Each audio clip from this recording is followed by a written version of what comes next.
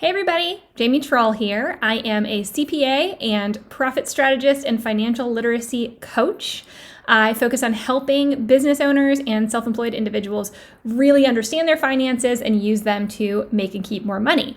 But recently, we've been talking more about the stimulus. With everything going on right now with COVID-19 and the federal stimulus options, I want to make sure that everybody is informed in their decision making. So today I'm going to talk about the EIDL loan, the Economic Injury Disaster Loan. Okay. Now, real quick, because this part gets confusing, but there is the EIDL loan and there is also an economic injury disaster grant. So EIDG or EIDL grant, you might have heard it called, or even advance, sometimes it's called. That's the one where you got kind of this free money of $1,000 per employee, okay? So that's a little bit separate from this, although the rules around what you can spend it on are pretty similar. So stick around if you're just coming here and wanting to know what you can spend your grant or your advance on.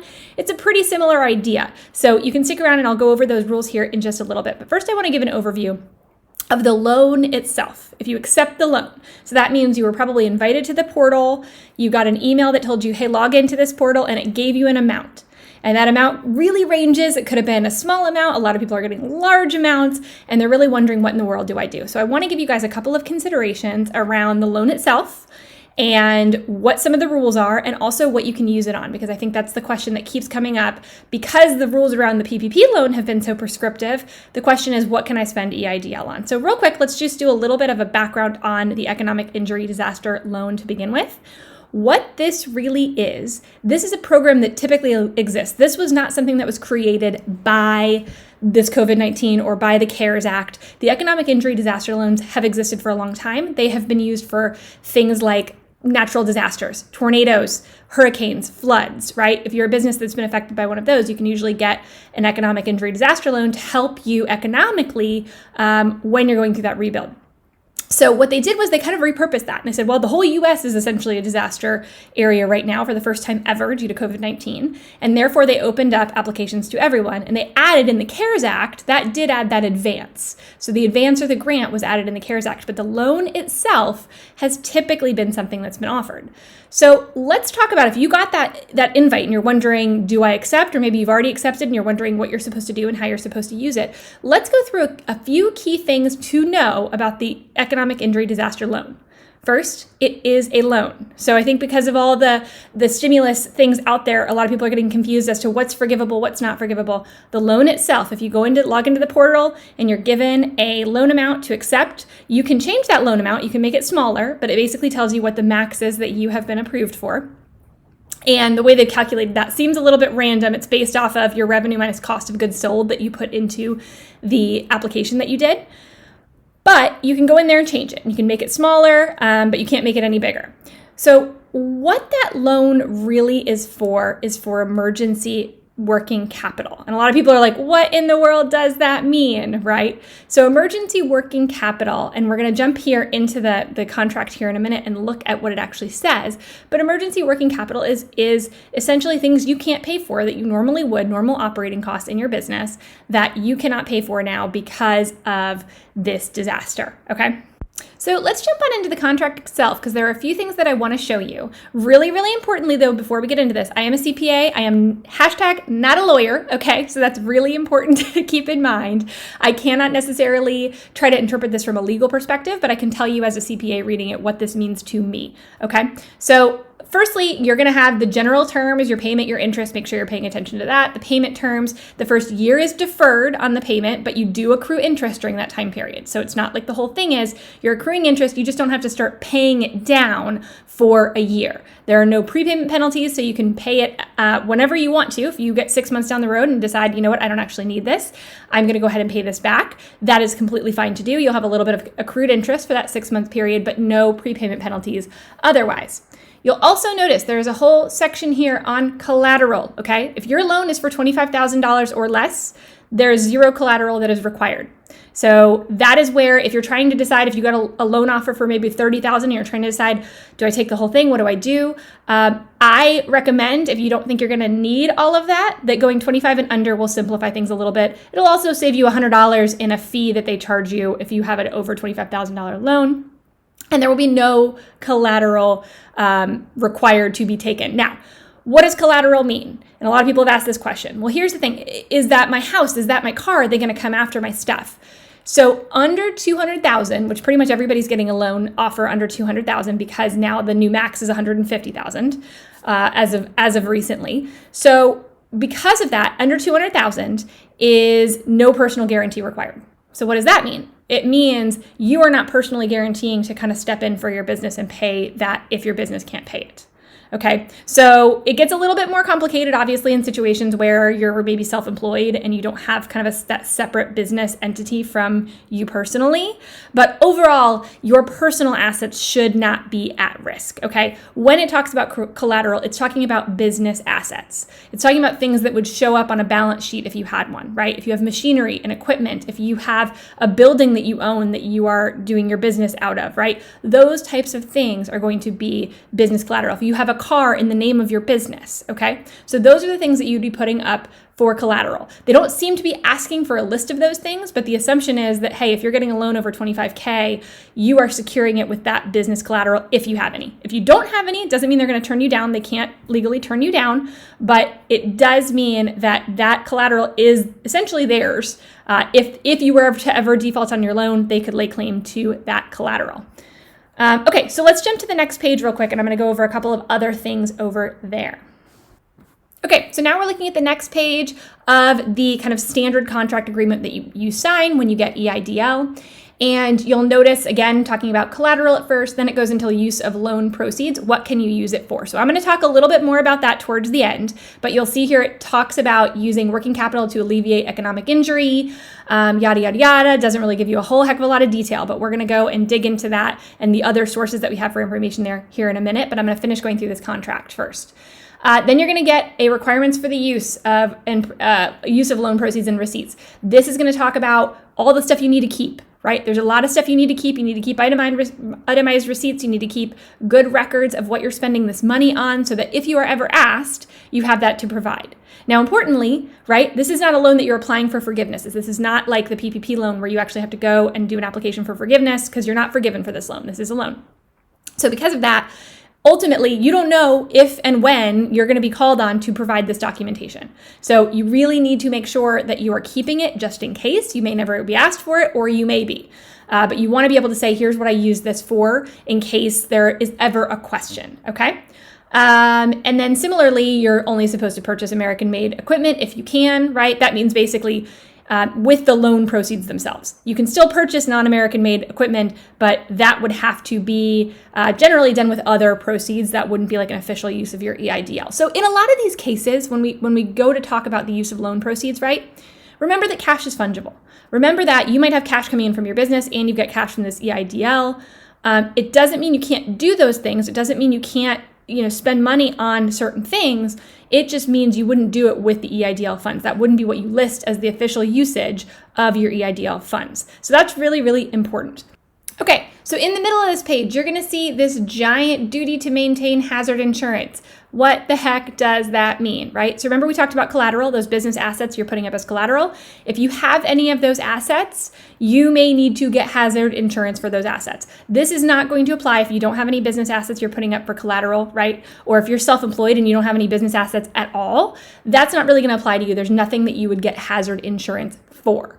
But if you do have business assets for collateral, you need to make sure that those have hazard insurance on them. And you may be asking why, right? That's because number one, they have a secured interest in that thing. If you're getting over a $25,000 loan, they have a security interest in those assets. Additionally, this is actually, like I said, a lot of times people are getting these loans for floods or hurricanes or things like that, where it makes a little bit more sense to be talking about hazard insurance and why that's important. So that's something I just want to call out to you guys, is that's really what that means. Not everybody is necessarily going to need this, but some of you might. Okay, books and records. Again, just to kind of clarify in all of this, keep good books and records. Keep them. If you haven't done that yet and you're getting EIDL money, some people don't even have a business bank account yet, make sure you get one. And in fact, what I would say, while I don't think you necessarily need to get a separate bank account for your EIDL funds, it doesn't hurt to do that and to be able to kind of reimburse yourself out of that whenever you use things that are qualified usages of the EIDL funds. Okay. The other reason I like the idea of getting a separate account for it is perhaps you're in a situation right now where you're like, you know what, I'm okay right now. We're starting to reopen. I have some funds. I don't know that I need this money, but I'm worried that if there's a relapse 6 months down the road, and we have to close shop again or something like that, that I don't necessarily have enough money to get through. So a lot of people are taking the EIDL funds with that in mind as like, I'm going to use this as a backstop if I need it. And if that's you, then it might be a good idea to go find a account, preferably one that gets a little bit of interest if you can, right? And put it in there and save it kind of for a rainy day, right? That is something that you can definitely do. And it helps you keep a little bit more tabs on it. Because remember, this is debt, you guys. And if you don't need it, don't use it. Don't take it. Debt is debt. Debt can hang over you for a long period of time. And this debt comes with quite a few restrictions on it. So yes, fine. If you need it as a backstop, okay. But don't use it if you don't have to use it. Because it's going to cost you more, right? Every dollar will cost you more than $1 now if you use EIDL funds for it. So it can actually be better to hold on to it then and use it if you need it, but don't if you don't, right? So it also will help with books and records if you kind of have this separated out a little bit. So that's what I recommend. So let me jump to the next page real quick. Okay, so this page has something super important I want to talk about with you guys, all right? And that is the limits on distributions of assets. Okay, again, really important that I tell you this. I need to caveat it all the time. I am #not a lawyer, but this is an important thing that you need to know and my interpretation of what this means. Limits on distributions of assets. Borrowers will not, without the prior written consent of SBA, make any distributions of borrowers' assets. Assets include cash, you guys, or give any preferential treatment, make any advance, directly or indirectly, by way of loan, gift, bonus, or otherwise, to any owner or partner or any of its employees, or to any company directly or indirectly controlled, yada, yada. Okay, what does that mean? Here's how I interpret what this means. You can pay normal salaries. And if you're a corp, let's say, hopefully you are an owner who is on salary. You should be. If you're not, if you're an S Corp or a C Corp and you're active in your business, you should have a salary, you should have reasonable compensation and being paid W-2 wages. Those are fine. But if you also take draws, which a lot of corporate owners do, if you also take draws out of your company, likely you will not be able to do that while you have the EIDL loan. Why, you ask? Because really those are considered more investment income, right? Those are that you're not paying payroll taxes on those distributions as a corp. The only ones you pay payroll taxes on are your salary, your W-2 wages that you pay yourself. That's your kind of compensation for services, right? So anything else that you take out as investment income, technically they'd say, hey, you're taking investment income out, but you have an emergency loan outstanding. Before you start taking more money out of your business, right, and using essentially those funds to pay yourself more as an investor, you need to pay off that debt. So that's really important for those of you who are corps to be aware of, that you should not be taking distributions out of your company, not just not using EIDL funds for that, but shouldn't be taking distributions at all while you have these funds. That is my interpretation of what this is saying. I'll show you something in a minute that also backs that up. Now, if you're self-employed, sole proprietor, LLC, not a corp, this doesn't apply to you in the same way. Okay, and I don't know exactly how it's going to apply to you because it is a little bit difficult. This doesn't mean you can't take money out of your business to pay yourself. That obviously isn't rational, right? If you have this loan outstanding, part of the hope probably is so that you can take some money to pay yourself. So what I would say to be safe is, you know what, you can take out what you normally would. I wouldn't go taking out significantly more than that in pay to yourself, though. So if you can show records to say, look, all of 2019, I basically paid myself $5,000 a month out of my business, right? Then you would pay yourself something similar while you have the EIDL funds. And I would kind of document that pretty well, okay? All right, so another thing that's important on here, there's a lot of certifications. Make sure you read it. Make sure you read this stuff, you guys. This is not just legalese that you kind of glance through and put your John Hancock on the bottom. This is something that you should know. This is something that you should be reading and understanding as best you can. And the reason that you're here, I think, is because you want to understand it, so that's great. So borrower certifications, these are the things that you're promising. These are the things that you're signing off on.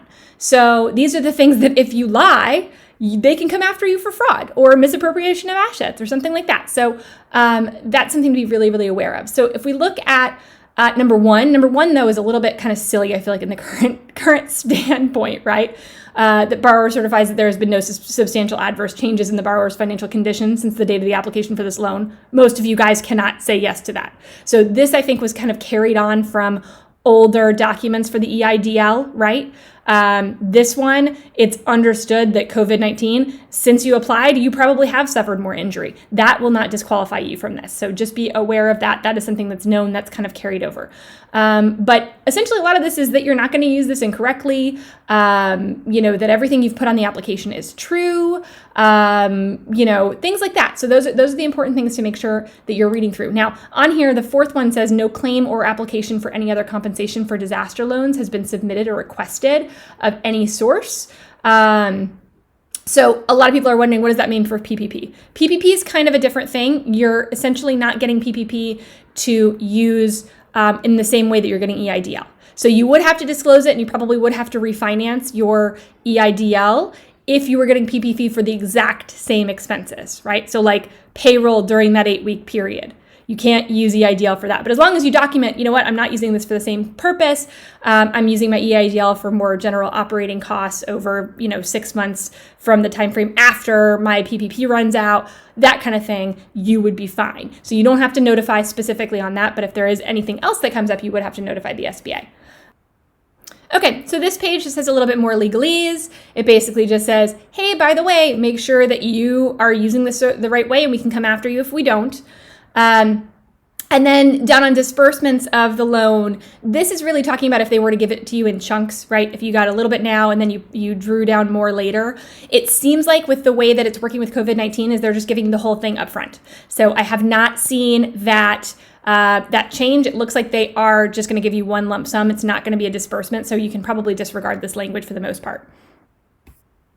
Okay, so a couple other things to point out too is there's some wording in here around not being able to sell off assets, or the SBA having claim to those assets, that kind of thing, or not being able to relocate, etc. So there's some additional wording in there that you should be familiar with. Essentially, in those cases, if you're looking to sell off assets or if you are looking to relocate, a lot of people have asked me that question, well, I needed to relocate because of COVID, is that okay, right? In most cases, yes, it's going to be fine as long as you're not expanding into 17 different locations, right? You're just moving one location to another. That's generally going to be fine. But to cover yourself in those situations, you should notify the SBA. And the best way to do that is actually there is a email address, and that can kind of cover you, right? Is to send an email to this address with the documentation needed, and then you've said, okay, I've done what I need to do. You can't hold me, accountable for not telling you. But the address for that is disaster customer service at sba.gov. It's on the screen right now. Disaster customer service at sba.gov. There's also a phone number if you have questions that is specifically the disaster line, and that is 1-800-659-2955. So that's what you would call if you needed to ask a question on anything like this and wanted to get the thoughts of an actual SBA representative. That's specifically the disaster customer service. Don't call a different line. That's the one you need to call. They're going to have the information for you. Okay. So the next thing I'm going to show you quickly, we're going to jump into, I looked around for more information on what can I use these loan funds for though? What does working capital mean? I don't understand that. What exactly can I do, right? Because we're kind of used to these prescriptive guidelines. PPP has very prescriptive guidelines. There are 5 things you can use PPP for, but it's not quite the same thing for EIDL. So I think a lot of people are worried about getting in trouble. Are they going to use it wrong? Is somebody going to cart them off to jail? Are they going to come take their car from them? All of these things, right? So let's talk about what I found on that. So I did find essentially a PowerPoint presentation that was done by the SBA that talks about sort of ineligible uses of the loan. So I'm going to jump you on over into that right now. So hopefully you can see this. This shows you, and there's 2 pages of these, so we'll go down through these. Again, it doesn't give all the information. We don't have something that's like, I would love to see 10 pages of like, here, yes and no, so that we could just say, okay, I want to do this, find it on that page. All right, check, or nope, we can't do that. But that's unfortunately not how it is. There's a lot of reading into this that we have to do. But here's what we do know. So ineligible uses of the loan, dividends and bonuses, right? That's to owners. So whether you're an owner and you are also an employee, or you're just an owner, you can't be dividending and bonusing to people while you have the loan, okay? Disbursements to owners unless for performance of services. You can't use it to disperse. We talked about this a little bit, right? Where really you're kind of limited, it appears, as far as the loan language reads, in disbursements you can make out of the business while you have that loan, but you can pay people for services, meaning you can actually pay compensation to yourself as an employee of your business, right? So repayment of stockholder principal loans, expansion of facilities or acquisition of fixed assets. This is huge. Okay. You cannot use these funds to go open, another branch, to expand, to go buy a bunch of fixed assets. So the question often is, what counts as fixed assets?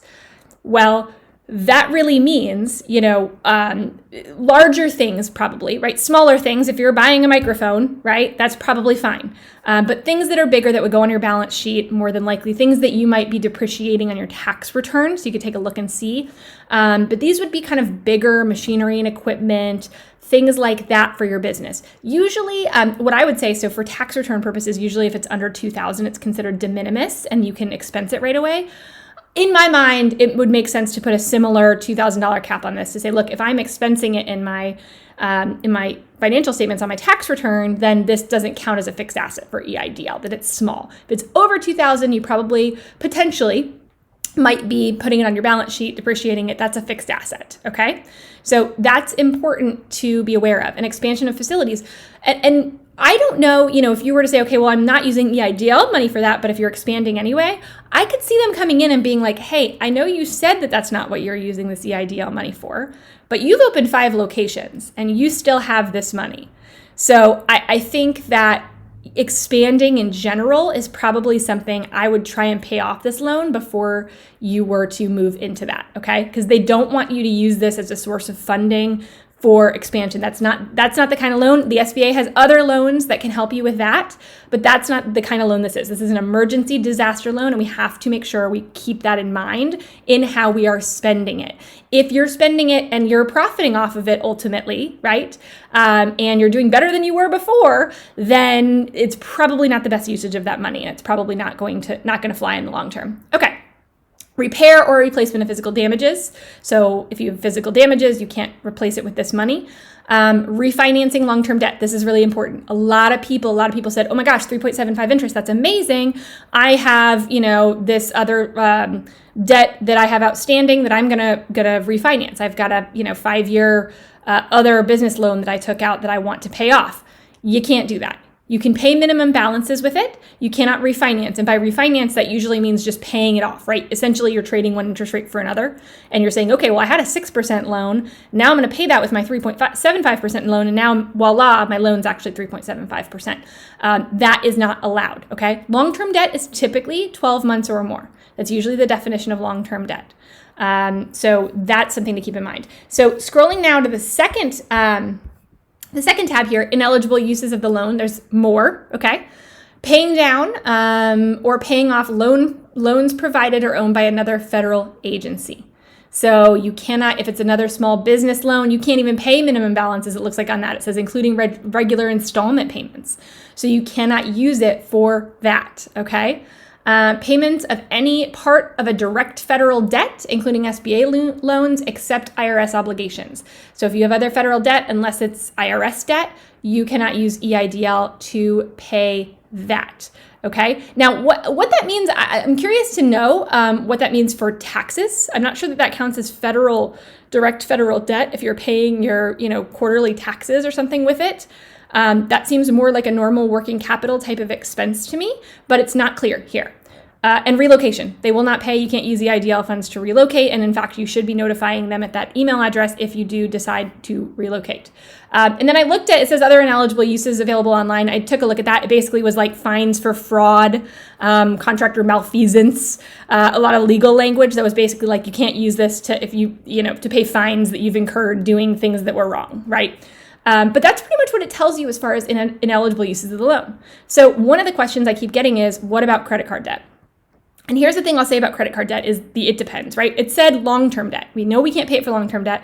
Credit card debt is generally revolving debt. It's not really long-term debt. It can become long-term debt, right? So if you have had those credit card bills outstanding, if you've had a balance for over 12 months that hasn't been paid, then I would argue that might be kind of sort of similarly in the camp to long-term debt. If you're trying to pay off bills from, 2018 that you racked up on your credit card and still haven't paid, that's probably not going to fly, right? And also with credit card debt, it depends on what it's for. Right? So if you bought a bunch of fixed assets with your credit card, you can't get around the fixed asset rule by saying, well, I'm paying my credit card. it matters what you use that credit card for. So if that credit card is general business expenses, general operating working capital in your business, right? Buying inventory, paying normal operating costs, that kind of stuff, utilities, that's probably going to be fine, especially if that was incurred due to COVID. So I think in general, call it January, February is when this stuff is sort of considered to have started. It depends on the state, exactly the date. But if you racked up credit card debt solely in that time period, I would say, yeah, if it was just for regular operating expenses to keep yourself open, that should probably count. But if you bought some big stuff back in October, right, that you're still paying off, probably not. So I think that's where you have to look at exactly what you bought to. Is the thing that you bought on that credit card an appropriate expense for EIDL? Okay, so that said, there is not this exhaustive list that we can just look at and check mark and say, oh, that's fine and that's not. Really think about what you're doing. Now, remember again, though, in most of these cases, it doesn't mean so people have asked me, can I hire a business coach with that? I would consider that probably in the line of expansion.